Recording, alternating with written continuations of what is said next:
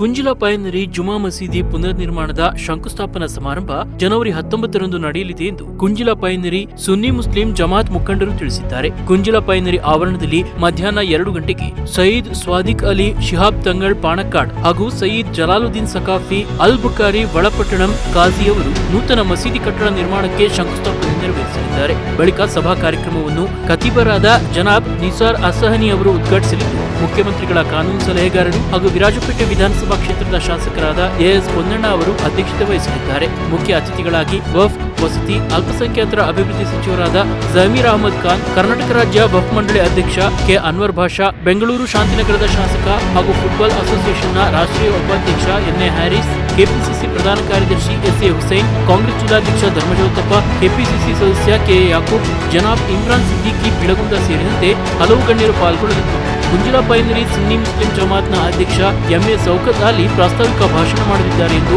ಜಮಾತ್ ಪ್ರಮುಖರು ತಿಳಿಸಿದ್ದಾರೆ.